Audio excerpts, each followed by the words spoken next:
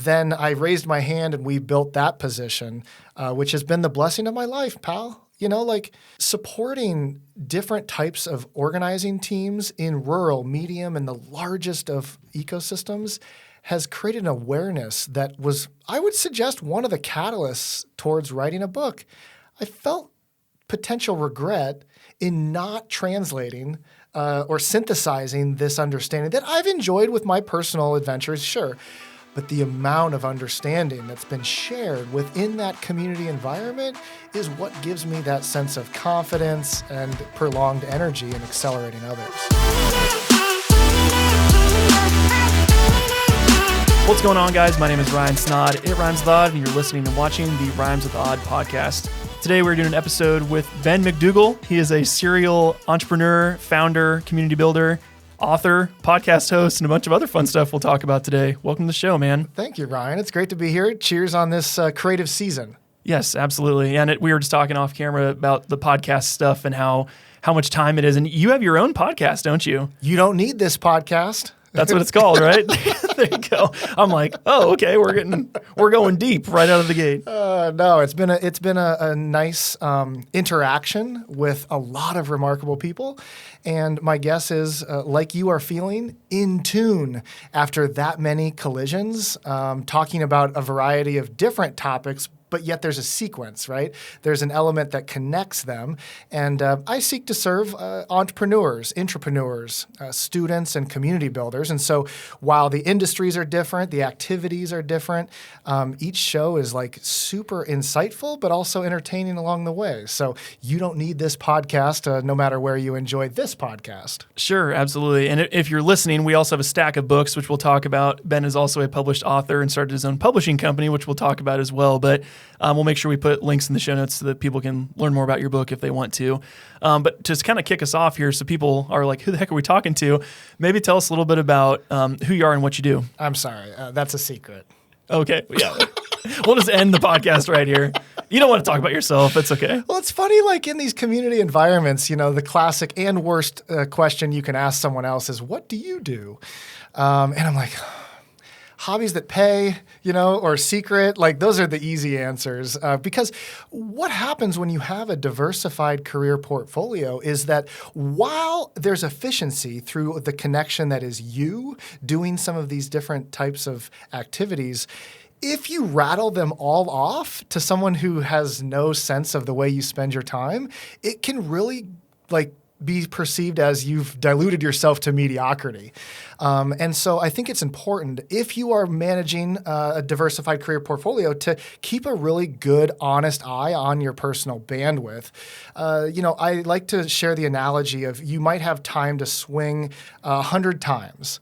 Right? Do you want to swing that axe at 100 trees or maybe a couple selected trees 100 times? And so while there is a variety of activities that are, make up the way I spend my time, there's an efficiency, there's a shared energy that allows me to make an impact in a variety of ways without that dilution. Sure. Because I know when I was counting the different projects and things that you're doing, I counted 7 at least. So we've got, and we can rattle them off too, just to kind of give people an idea of all the stuff you're doing. So let's take a hack at it. What are some of the 7 that you can picture in your head? I know I hadn't done that in a while. And so when we were planning to spend some time together, I was like, dude, there are 10 URLs that describe like the way that, I'm staying wild.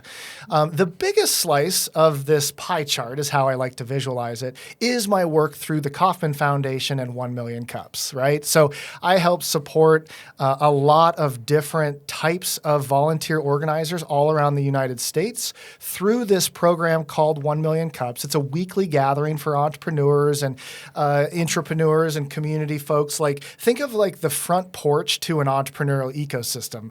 And the weekly cadence of this program is what makes it like serendipitous, right? It brings the synergies of that cadence. And so you are able to further connect versus like the transactional networking that might occur at an annual event or something like that. Sure. So 1 Million Cups, I've been having coffee every Wednesday for over 10 years. And Ryan, that's how you and I met. Yes. Right? And so that's not an uncommon origin story for people who know me.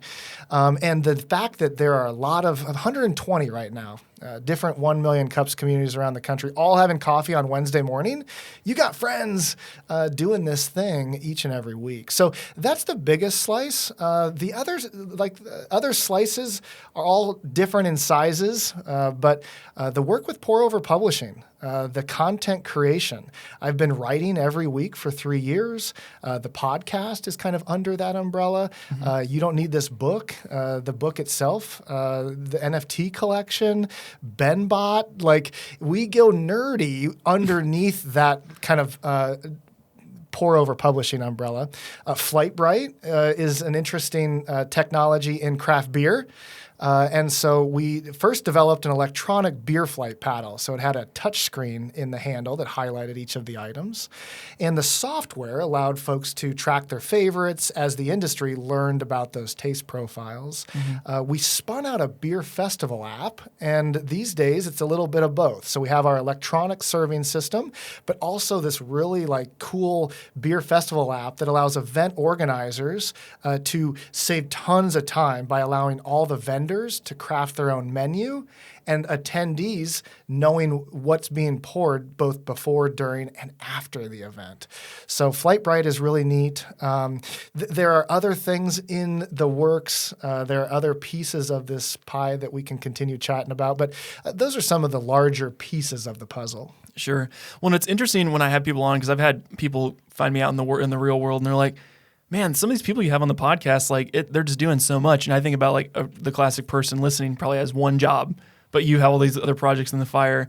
What do you think is the key characteristic of somebody like yourself that has all these other interests? Is it you just want to make the biggest impact, or is it just I always call it shiny object syndrome because I have it as well. It's like, oh, there's this cool thing over here, oh, this other thing. How would you describe kind of your interest in all these different projects and avenues? Yeah, I mean, for the majority of my career, I had kind of that stabilizing traditional job, right? So I was in web development for 8 years. I retired and went in-house at a home builder for 8 years. And so I think that's a career path that most people can imagine. The trick for me was always the side hustle.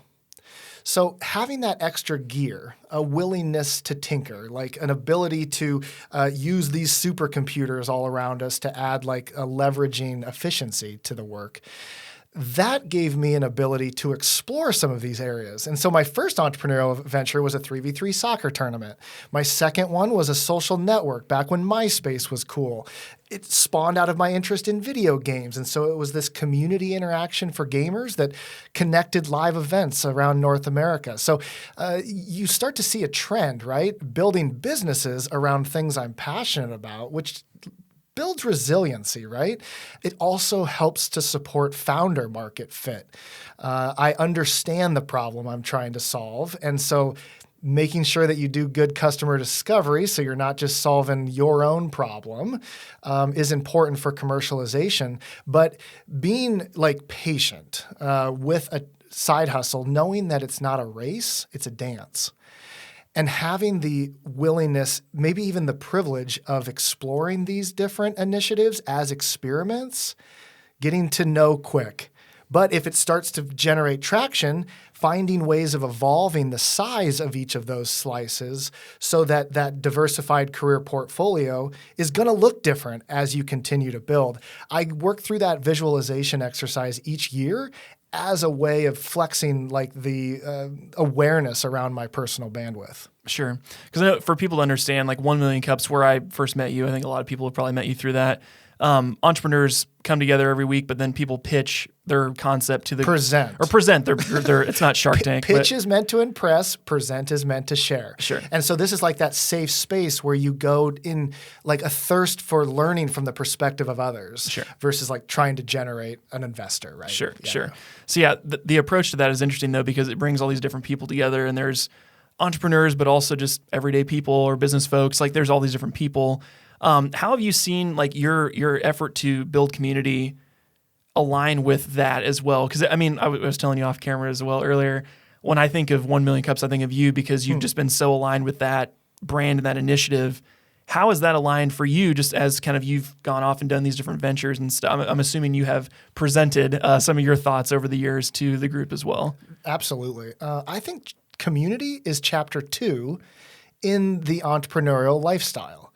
And so knowing that this can be somewhat of an isolating journey, there's a loneliness factor that you're always balancing when you're building, when others don't. Having the ability to be around your peers is like super important. And so whether that's going to kind of that networking effect, building your engaged network, maybe it's just listening to how others are building their company, no matter the industry. And when it's time, presenting and generating the value of that experience, but focusing on like the long-natured connectivity versus transactional networking.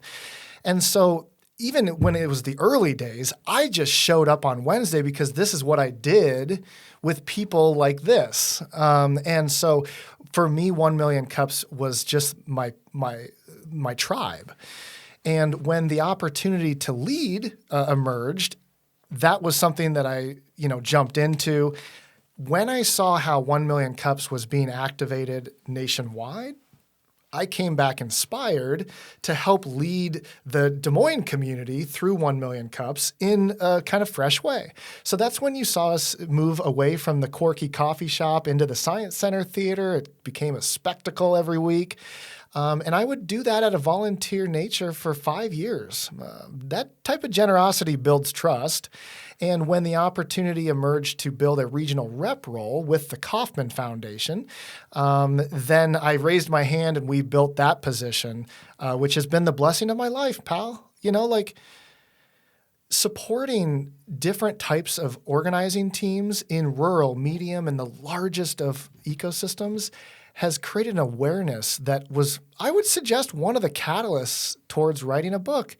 I felt potential regret in not translating or synthesizing this understanding that I've enjoyed with my personal adventures, sure, but the amount of understanding that's been shared within that community environment is what gives me that sense of confidence and prolonged energy in accelerating others. Sure. No, I love hearing that because I think it's good now you're being paid for what you're doing, which is great, like in a non-voluntary role, but also, like you said, the connectivity and the different avenues you have. I know, like for myself, when I first came to 1 Million Cups, I was in college at the time. Like we had Simpson College Group came, and it's interesting because, and you've probably seen this the last decade too, just the popularity of entrepreneurship. It's like a sexy thing now where, in the 90s or earlier, it's like, you're just sleeping on like your friend's couch for 2 years trying to make your business work. And everyone's like, aren't you just unemployed? You're like, no, I'm an entrepreneur. I'm building something.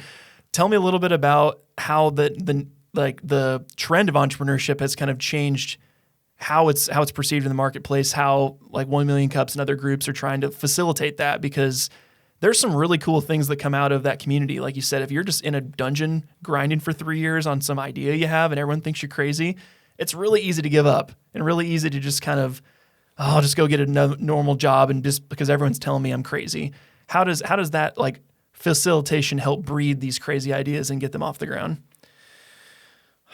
I am almost envious of students in this time because of the way they are introduced to the entrepreneurial lifestyle so much earlier.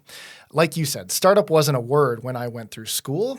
You were going to get an expensive piece of paper in order to build someone else's dream. And that has changed, right? And so when I see students, when I see educators, when I see community really like supporting that idea of building on the timeline of now with no permission required, I am activated to help, connect dots, to help support, to hear what they're thinking about. And so interacting with students in those moments when they can build, what a head start. Mm-hmm. What a head start. And so whether you succeed or learn, you are flexing these muscles that can be used now, can be used maybe in a side hustle later. Maybe it's an entrepreneurial type of innovative energy that you are able to champion change with. That is something that I think is the core reason why I get so excited to collaborate with educational organizations where educators are still energized enough to blur the line between classroom and community. And so when your group from Simpson comes into 1 Million Cups or goes to that pitch competition or does these activities, it is painting a reality for you in those earlier stages. When you see folks doing it, it almost like gives you the permission that you don't need, but you can then kind of start building. And the trick to me in those earlier times is not thinking of it like a class. Mm-hmm. If you can build around non-teenager activities and create something that might be sustainable outside of that class, you can use that sandbox to really be like risky, knowing you've got everyone around you, resources to support you. And the folks who transcend the class and continue to build, what a head start. And so that's kind of the riff around students building right now, and the reason why you see most of my talks and workshops and focus being at that stage, because that is when you can start flexing these muscles. And to me, it's created an awareness around the future of work. Mm-hmm. The amount of interactions with students and educators and folks throughout that path has created almost like a simplicity in my mind. I don't want to simplify things because there's complexity under each one of these items, but I call it a serve equation. And it's really 4 things. It's curiosity, it's initiative, real skills, and vocational knowledge. Like I said, there's serious depth to each one of those items, but if you can lean into those as students and nourish them as educators and understand them as employers, the future of work doesn't need to always be a topic of discussion. You can jump to action. And I think going back to 1 Million Cups, you hear a lot of ideas, a lot of presentations, a lot of remarkable people.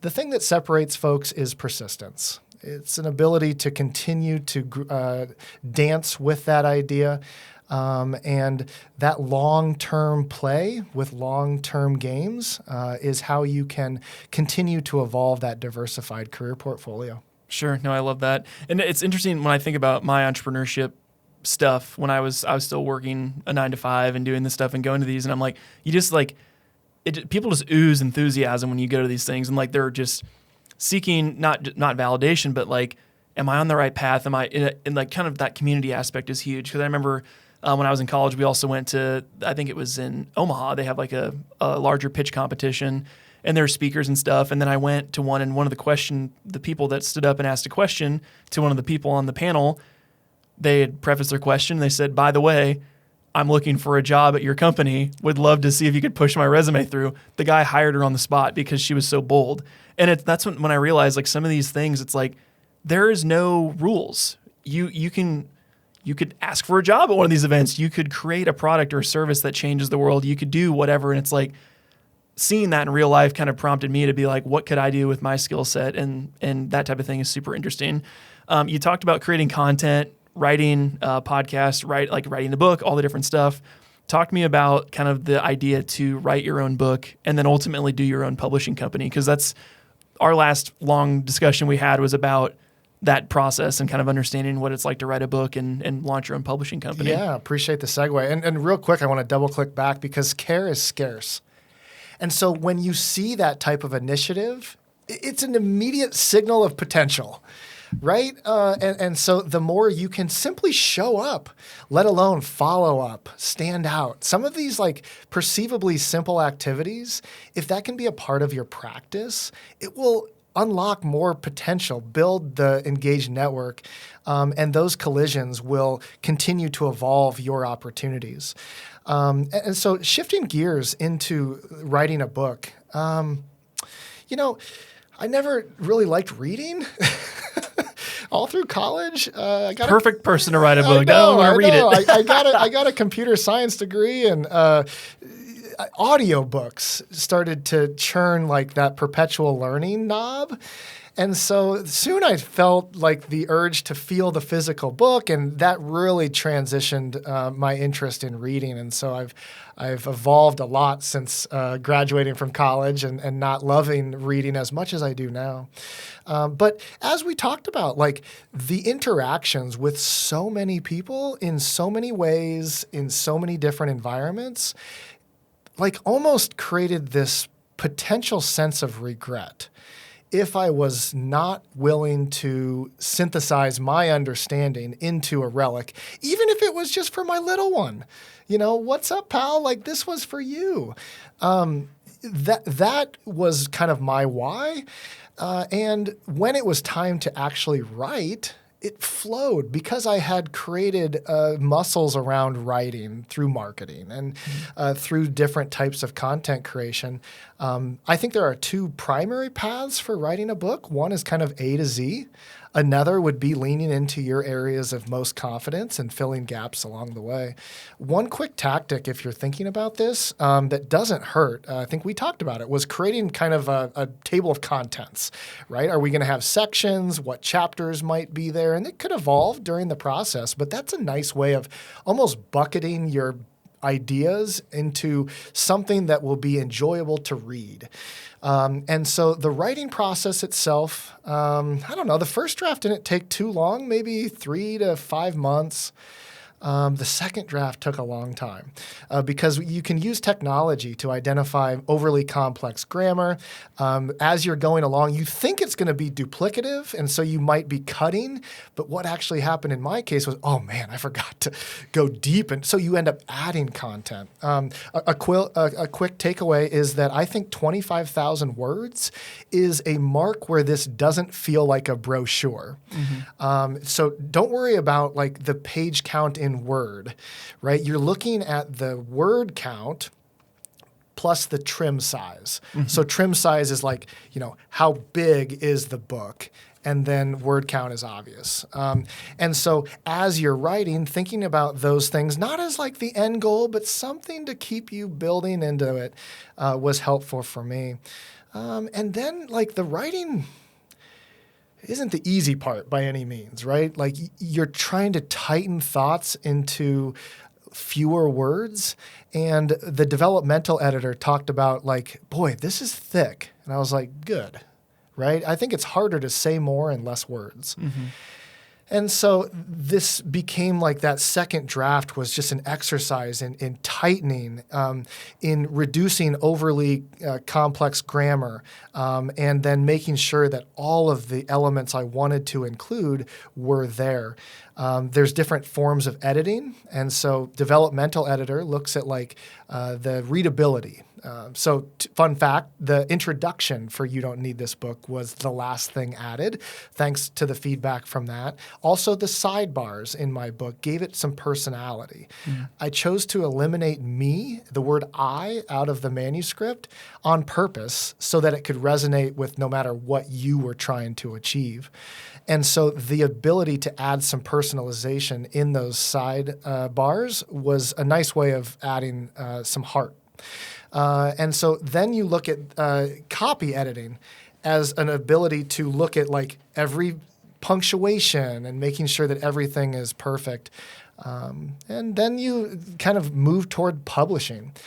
And so how are you going to distribute this in something that you are proud of for life? In navigating that fog, I found that there are ways that you can kind of become a salesperson, try to find someone to publish it. You're going to reduce your royalties, but it's kind of their job on the marketing and sales front. You have the other side of the spectrum that is self-publishing, where you're doing everything. You have kind of these hybrid models where maybe you're paying a coach to guide you along the way, and they're going to help get you a box of 1,000 books for, I found it to be, 8 to 15, maybe $20,000. That was an option. And then there was this hybrid option that I found compelling because I knew it was going to be pro-grade, but I wanted to avoid the stigma of being self-published.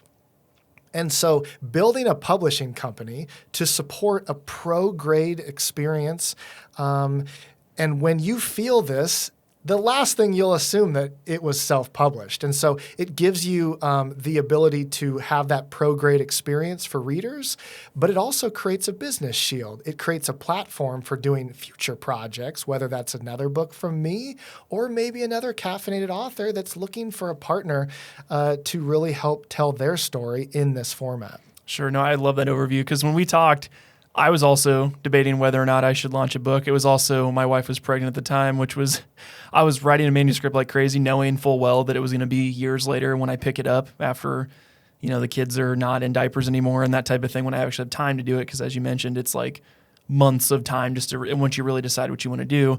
Because the idea that I had for my book, if people listening, I actually have a couple ideas for books. But watch out, because talking to me makes things real. So. Oh no, yeah, maybe we should end the podcast here. But for me, people have said a lot because I go deep on marketing strategy for businesses on like how to use video to accelerate your brand. It's not so much just like show up and shoot a video. For me, like you said, if you talk to me long enough, you'll start figuring out your whole annual marketing strategy. But for me, I wanted to kind of put together like a roadmap for business owners, marketing teams to figure out like how do we use video to get where we want to be. So that was kind of the nexus for my idea. I had a couple concepts. I don't know if I'll throw the titles because people could completely steal my idea and my title, but that was kind of the nexus for it. So I had taken, this is before ChatGPT or any other writing models were a public thing now. Yeah, writing's going through a renaissance of revelations right now. And so it's interesting to think about writing a new book. And do you have to have like a label that says 100% human on the back cover? I don't know. Sure. Continue sure. though. Yeah, and that's another thing I was thinking of was like, because I was doing voice to text, because I had all these ideas. So I would just sit down with the Google Doc and I'm like, I'll fix it later, I'll correct it, but I'm like, I just want to get my words out. So I was just talking into the microphone and it was just texting along with me, which was kind of fun. But that was kind of the process I was going where I was talking to you about publishing versus self-publishing, because anybody can self-publish on ADP or Kindle or any of those, but to your point, it takes away some of the stamp of quality or the legitimacy, because that's like me posting something on Instagram and be like, I'm a professional photographer because I put a picture on a photo sharing site. It's the same thing of like, I wrote a book and stuck it on Amazon. It doesn't mean it's going to sell. Right. Well, there's a balance here, right? And so being willing to tinker, having the willingness to ship that art without always holding it into the workshop to be perfect, but also thinking about something, if this is going to be the relic that you're going to be proud of for an extended amount of time. There might be a version 2, there might be a second book, there might be future content that you can lean into down the road, but I find, some form of peace in doing my very best, no matter what is shipped. And as you understand the way you work and you find efficiencies with the art that you create, you're able to ship things from an outsider's perspective at a wild rate, but it's still pro grade.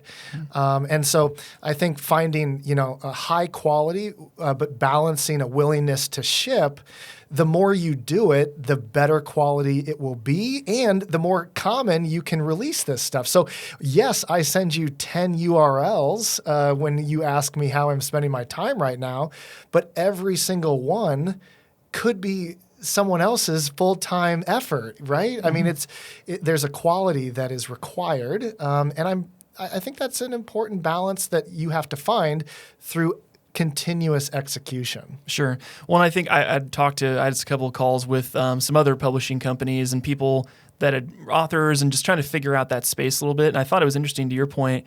When you write with a publishing company, you only get like a royalty for your book. Like they sell the book, they keep a majority of the sale of it, but they have the distribution network. So I thought that was kind of interesting because it's like, okay, you write a book and it sells and you only get 20% of the sale price. It's like, that's wild, but they're the ones printing the book, shipping it, taking up shelf space. They have the distribution network. But then there's the other side, like you said, if you want to write just something and put it out to the world or see where it is, like there's so many different avenues you can do. That was what I found in that process, was that it was by no means a lack of options. It was so many options that paralyzed me at times, right? I don't want to make the wrong decision because this means so much. And so often the right decision is the one that you make. Sure. There you go. Because for your publishing company, have you had other authors approach you or people that have wanted to go under your umbrella, and what's your kind of vetting process for that and kind of the vision for as that goes and grows? Yeah. As I mentioned, there's a common question of how you did it, and then, maybe you should help me do this is a natural segue. And so there was a time where there was an influential person I was really excited about helping to publish his first book. And so I really dug into okay, how long is this going to take to do it for someone else?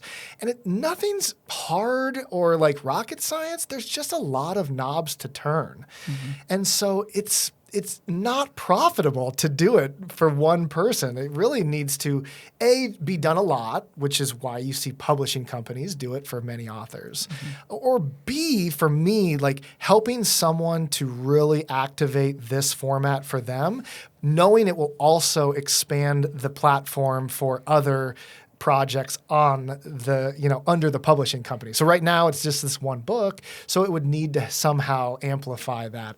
And so it was cool going down that path. I also, like I mentioned earlier, like the ability to write another one. I think there's another book in me. And there was a time during this process where it felt important to showcase different contributors, but it's such a detour. I was able to collaborate with Brad Feld and Victor Wang, who wrote into the book, but to add that many different contributions, I had to leave that idea aside. And I think a complement to this one would be a follow-up, similar framework, but brewed from within. Mm-hmm. The perspective of 30, 50 different contributors. We've all read books like that. And so the effort becomes the editing work of making sure it's readable and has a solid flow with solid states of understanding coming through different authors within the same book. Sure. Well, I think, and people will tell you too, writing a book is not, you don't do it to make money unless you're like a J.K. Rowling or you have mass adoption or something. It's usually... Yeah. Like you said, it's a relic piece, it's a marketing piece. A lot of people will write a book to attract ideal clients or upsell something. I always think of .com Secrets from Russell Brunson. You read that book and then you're like, okay, where do I buy his software? Because it does everything he talks about to do, so I might as well do it. That's kind of the natural step. So I think it's interesting looking at what the angle is with the book, because years ago it may have been to make profit, but like you said, there's so many hoops to jump through to understand what is it for you and what do you want to use it for, and being really clear on that from day one. I think reading helps us understand the world, and writing helps us understand ourselves. And so going through this exercise helps you better understand the way you want to articulate ideas in the world. And so I'm so thankful for, the privilege of time to be able to get this thing out. But that was almost 3 years ago now, right? But it continues to be a part of my interactions. You can use it as currency when you go down the speaker path. And I've been writing every week for 3 years, right? So roastedreflections.com is yes, portions of the book gave me a head start, but for the last 2+ years, it's all been crafted in addition to the book. And so I think that like different types of content creation, having writing a part of your practice is a healthy output. And so you can talk to yourself through private journaling, and there's nourishment in that. But being willing to ship that art, posting those thoughts, connecting it with the folks you seek to serve is when my favorite thinker, Seth Godin, suggests it becomes art. And so having writing in addition to photography and video and graphic design and organization and creativity, these are 6 powerful ways that entrepreneurs can be dangerous as they're doing their own storytelling. Sure. And I think weaving in the strengths, and it makes it more intriguing for people, right? It's maybe you like to write, but then you have to flex that marketing muscle. It's I need to send a newsletter weekly, or I need to post on my blog, or whatever it is, I think that's an interesting tie-in too, because you mentioned also you have your own podcast too. So tell me a little bit about the podcast and how that kind of came to be. Yeah. Real quick, if you are thinking about writing a book, and most people do have a book to write, it started 2 or 3 years ago, right? You don't write a book and then all of a sudden everything comes together. And so building the engaged network, having a state of understanding that can be delivered in this format and knowing that all these different pieces have to come together to actually create a puzzle that people want to sip on is good to remember. I don't know how many books are published a day, but it's a kabillion. So thinking you're going to be famous or make a bunch of money, there's got to be different types of why. And if it starts keeping you up at night, as I shared with you, that's a signal that you may have resiliency to go down this path. It took me 1.25 years to kind of go from A to Z. Mm-hmm. And now 3 years later, we've released an NFT collection to celebrate year 1 and conversational AI to celebrate year 2. And I might have another innovation coming in year 3 to continue building around this. So that is, I think, still a good segue into that fresh piece of the puzzle called the podcast, right? Sure. I mean, I don't really know like my why as much as the ability to just say yes, right? Like yes leads to more adventure. And so when I'm presented with an opportunity to activate that engaged network, to bring remarkable people in like you've been doing with this, this is like Ryan Seacrest with Ryan Seacrest. I can do the conversation and have it be impactful and entertaining. So when the studio presented itself, let's go. I've done this in the past. It was a different time though, man. We had a computer that had Skype. It was in the room and we were talking about gaming back in the social network effort. So using skills in different ways to unlock adventure, even if it's not financial capital, sure, often is hard to pursue because it's not as obvious. But it helps like distant the delta of time and money. My hope is that each time I make some of these moves, that initiative pays off by separating my time and money. Mm-hmm. And not all of them work, but this is a situation where I recorded 55 episodes in 3 months. This is a sprint, and they're all produced and queued up.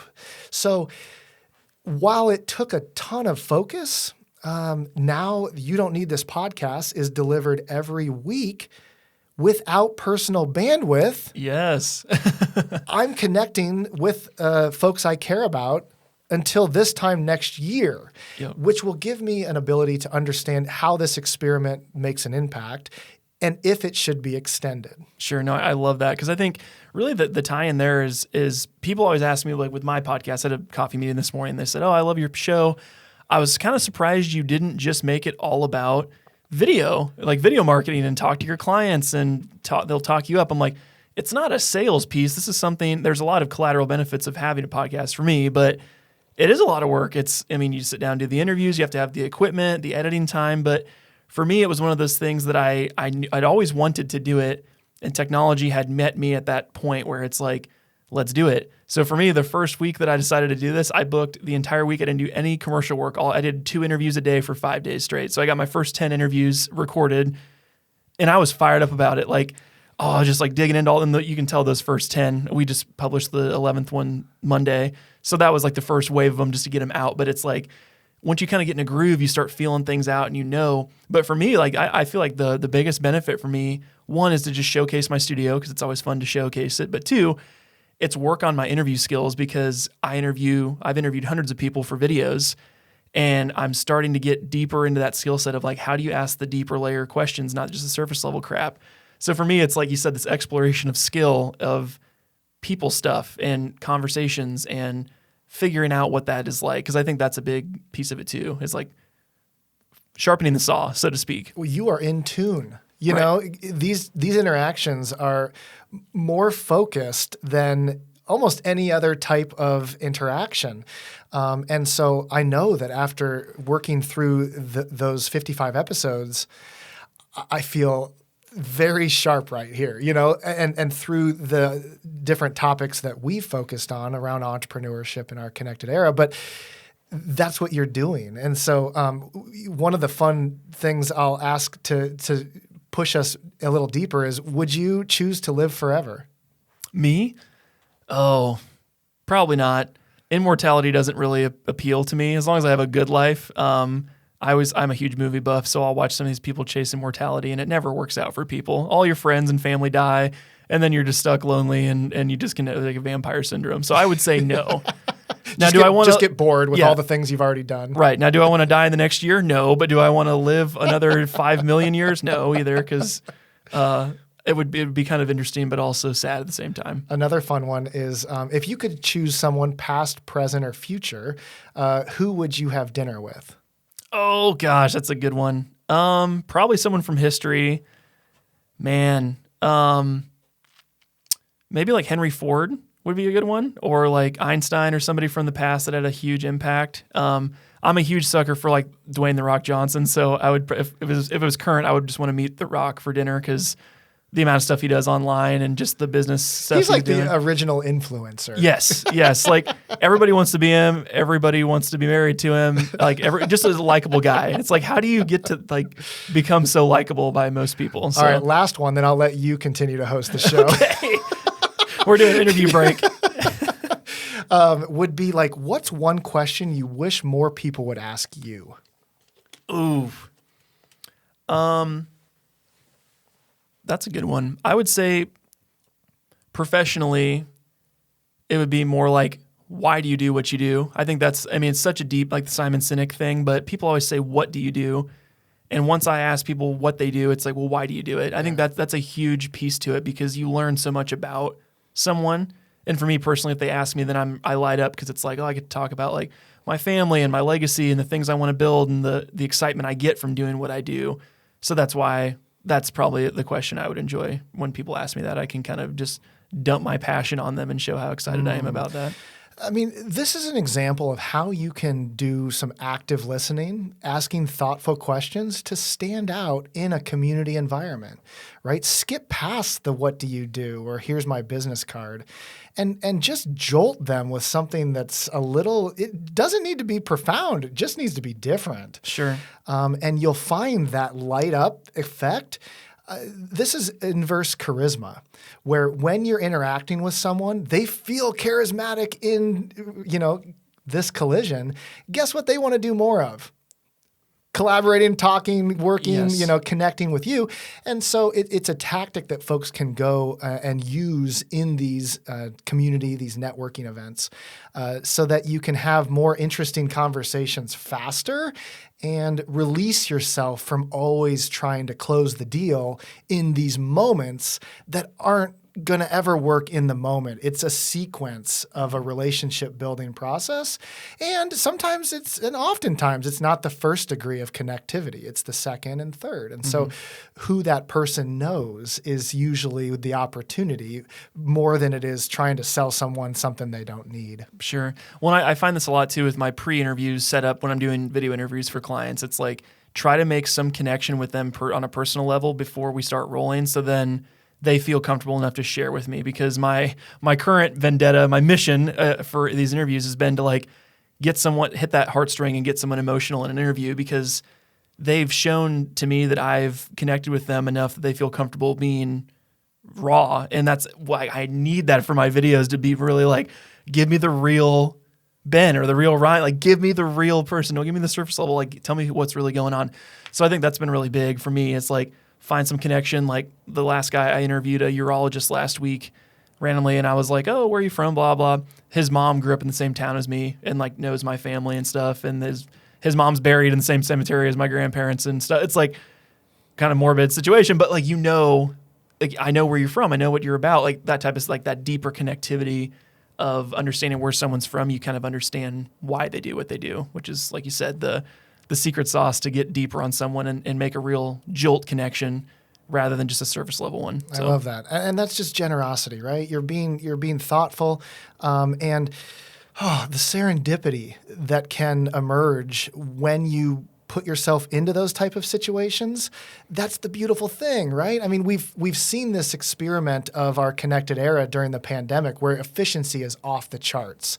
But the randomness of interacting with someone or talking or thinking about something that's not on the agenda the serendipity of IRL, right, or in real life interactions, that's still like some of the magic sauce of like the ingenuity of our humanity. And so being willing to say yes, to show up, to be in these environments will feel hard because it's non-billable. You know, you're not quite sure if this is going to be a good use of your time. But a fun thing that I think about is whenever it's the strongest of no's is when you must say yes. Because for some reason, the universe just loves to reward you. Sure. One I always like to tell people, like people just from social know, for me personally, like I'm a very busy guy, but that kind of comes across even better when you're in person because then it's like, you made the time for me. Like I should be present in this moment because you're here and so is the other person or whatever.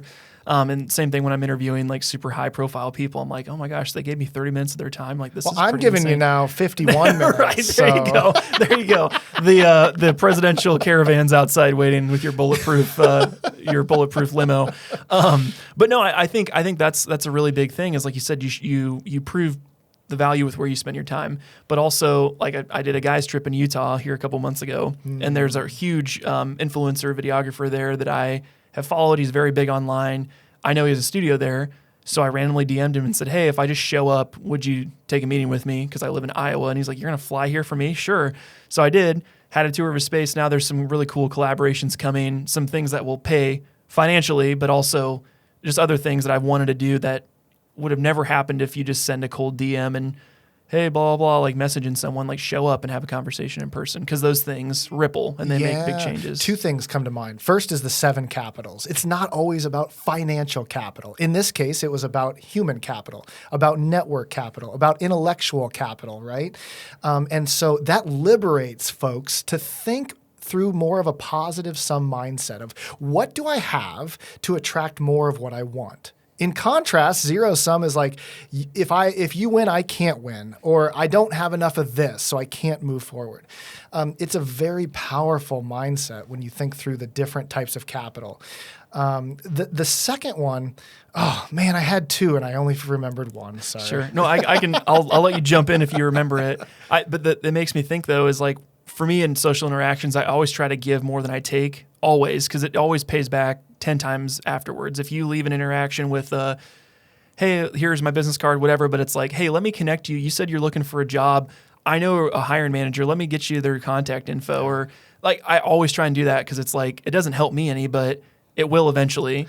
And it's not even about like the selfishness of it, but if I'm the guy that when people see me like, hey, that guy got me my job, or hey, that person made me meet my wife or whatever, it's Totally. like, you're so much more impactful. And you can ask so much more if you needed to in the future of someone or something, or you need a favor. It's like when you have a pocket full of favors, it's a lot easier to get to where you need to be in life because you've put out what you want to get back from people. The second piece was kind of a cousin to that idea, and it's how to interact with heroes, right? So this individual in Utah, you looked up to him, you wanted to collaborate in some way or another. You weren't sure how or why, but I'd love to connect.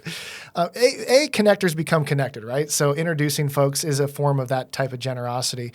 But I remember when I interacted with Seth Godin. So some would say never interact with your heroes. Sure, because he's a huge deal. Like for non-marketing people, he's like the godfather of marketing. So I know we're doing video. This is one of my Lifetime Achievement Awards. When you look at the blurb from Seth Godin, how do I get Seth Godin to write a blurb for the back of my book is a common question. And so you could just ask him. Yeah. When I reached out, it was 100% gratitude, no ask. Thank you. You have changed my life. I speak the vocabulary that you've taught me. And along my own journey, I wanted to let you know that I've taken this step and I've written this book. Later that day, I got an email back and said, cheers, love to take a look. And this was not an email that just said, I thank you, I like all your books, here's a list of ones that this was a linked list of a book's title, for example, Tribes is my favorite book. Each one was a threaded tweet that was book report grade that shows I've had deep interactions with his art. And so it was like the opposite of surface level, even though it was concise, right? And so it took me a day to craft this 2-paragraph email that was so thoughtfully written through the lens of gratitude. And then the opportunity for an ask emerged. And so when you're interacting with heroes, it's easy to jump to the, hey, here's what I need, here's what I'd like to pursue with this interaction. It takes a little bit more patience to slow that down. And in your case, hey, I'm coming to Utah. Can I buy you some coffee? Your work is remarkable. I love this, that, and the other, and this, that, and the other are linked to showing your appreciation. That's going to catch the eye of someone who is probably proud of their work, but tired of getting hit up by someone who just wants to activate their trust channels. Sure.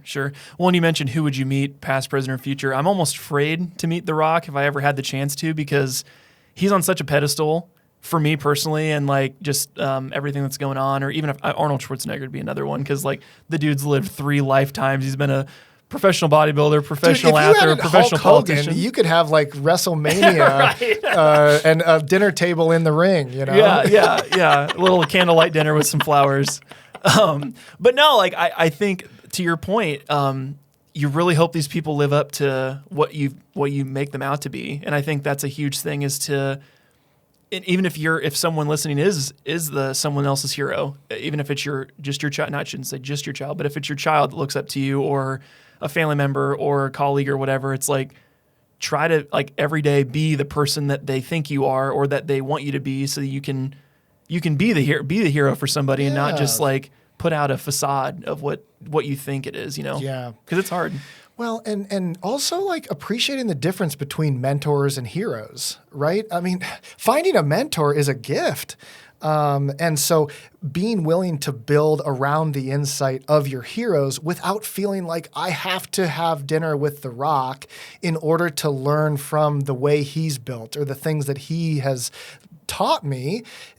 This is the connected era. That's why we get to do more with less, because of our shared understanding. So activating those, knowledge grenades and turning them into action doesn't require a dinner in order to, facilitate that collision. So it's a friendly reminder to help us remember we don't have to have dinner with The Rock to appreciate all that interaction, that relationship has churned. Sure. Well, and I've tried to take the long, slow burn approach. Like I'm in talking terms with his videographer. So I was on a Zoom call with him talking about a project, and he edits for like Adidas and some other people. And he's like, "Oh, sorry, I'm getting a call from Dwayne." And I'm like, "Johnson?" And he's like, "Yeah, hold on." So like, "Oh, me too. I got a text. Hold on." Yeah. So I'm like, I'm 1 degree away, and his PR manager I've followed on Instagram for many years, and she's like one of the behind the scenes people. So it's one of those things like, I'm slowly getting like a little closer, but... All right, Dwayne, when you tune into this episode, know that Ryan's the guy, and definitely would be a good addition to your team. Right. Well, and it's funny because I'll talk to his videographer, and it's, again, like, I don't envy his schedule, because like I have a family now, and the guy's on a plane, and he's all over the world all the time. He's never home. He's maybe home like 3 days a month. So I don't envy that, but it'd be really cool to collaborate on some kind of project and just say that I did it, like a bucket list item. Well, so I wish you the best. Yeah, right. Put it out into the world, and it might come up. Go. So I know we had talked about briefly all your AI rollouts and the NFT stuff. So I'd love to kind of touch in on that. You'd mentioned earlier you have a T-shirt that has an AI element, right? How does that work? What's going on with this? It's in his backpack if you're listening. Yeah, so we waited this long to really get nerdy. Yes. As like a technologist, as a futurist, pairing that with the community building, like that art of connection has me around these very compelling conversations. And so when you are like learning through that osmosis, you can at least speak the language, right? You understand the jargon, and I've learned I'm a translator, right? From nerd to normal, and often to normal back to nerd. And so being around others has helped me understand what is going on in various ways. And when you find some things that might be specifically interesting or things that you could activate, let's go a little deeper with that. And so Web3 is an umbrella of different emerging technologies that looks at how we'll continue to connect, communicate, and collaborate online. Some common kind of vocabulary words that you'll hear under this umbrella would be blockchain, cryptocurrency as kind of the economy, smart contracts that connect to NFTs, which are digital assets that often mirror some form of ownership, and it can be very transparent as that ownership might get traded along the way. And so mirroring physical products is one way that NFTs, I think, will continue to make an impact. They are not just the weird-looking apes. The art world had fun playing with the idea first, and so it's not uncommon for someone to hear the word NFT and roll their eyes. But it's so much more than that. These are digital assets that could be a ticket to the concert. It could be a level 2 ticket that once you attend, it activates another layer of connectivity amongst the fans that were there. Maybe it connects to the t-shirt, that is unlocked. There's so many ways that you can activate the digital experience that pairs with that IRL or with the physical world. And so I think Web3 is a lot of different technologies and how they continue to facilitate the connectivity into our digital world. Lately, you hear a lot about AI, chat UX, machine learning, computer vision. These are also very compelling technologies that I'd say gotten a little louder lately. And so some of the Web3 stuff has been somewhat sidelined in the headlines, but they really do weave together. The reason why some of these Web3 technologies aren't necessarily new concepts but are working in fresh ways is that technology continues to facilitate capability. And so when you look at like how AI weaves in or how computer vision then can unlock this and that, like they are counterparts that are a part of how we'll continue to build into technology. And so for me personally, when I hear the idea of mirroring a physical product, phygital is a word that I find interesting, like physical plus digital, electronic clothing. Now when I see you at the next event, we hit shoulders and we've unlocked a level 2 NFT that is like this collectability that creates a sense of belonging, a sense of access, different utilities that digital item might be able to hold, like the audiobook or other different things that might not be possible physically. Sure. So it's not an or thing. It's so much more an and thing when I think about how technology weaves into the way that we live our lives. Sure. And so the NFT collection is called Roasted Reflections. I've had fun with that ownership group. We connect on Discord, which is kind of like Slack plus Zoom. I just came from coffee with an NFT owner, right? So think of NFT owners in my case as like the front row seats. Your VIP section. Totally. Yeah. And I love airdropping, value to those folks. And having that direct line of connectivity while also like appreciating their support. These aren't expensive. They're, $25 to $100. They also represent a fun way of monetizing collaboration. And so when the architect and I built BenBot, which are conversational AI that have influence layers on top of, say, like a chat GPT. When you've written this much, when you've created this much content, you can create influence layers. And so you interact with BenBot, it will answer anything like your chat GPT would. But if you talk about entrepreneurship or intrapreneurship or side hustles, community building, the Benergy pours into the replies. And every third prompt, it links you to the source, right? So there's like drawback to different types of engagement. And it's just been another interesting way for me to connect with the audience I seek to serve. Sure. No, I love that. And I think there's so many layers of it that it goes on. And we've had people on talking about AI language models and all this different stuff. And I think to your point, a lot of people might roll their eyes or think, oh, it's not going to affect me, but it already is. Like there's so much that's going on that that can steer people different ways. For the application of people for like BenBot, what would be the normal way that people would use that tool specifically? Is it to gather information, write content? Like, who's the classic person that would use that tool? Well, BenBot is my co-host for You Don't Need This podcast. Okay. So in most of the shows, I'll prompt it, ask for a list of things based off the conversation, and let the guest riff on that response. Okay. And so with BenBot, it's more like focused. And so those influence layers allow you to feed it like the source of truth. And so if it's, interacting with BenBot, it's probably going to be curiosity around my thoughts on entrepreneurship, right, my thoughts on X, Y, and Z. But let's broaden it. Maybe it's construction flavored. If you fed it all of these different types of influence layers that created the stability and confidence that this is the true insight, it's going to be conversational with that information. And so you might be out in the field and I need to know exactly, how to do this specific task. I probably have a pretty good sense, but I can have some additional confidence through the support of that AI. So it's not like hoping it does everything for us. It's more of a counterpart that adds layers of understanding to make the best decisions. Sure. No, I love that. To kind of tie it all together, I wanted to go a layer deeper, as we always talk about. But I mean, you're definitely a connector. You're a community builder and kind of trying to just connect with more and more people.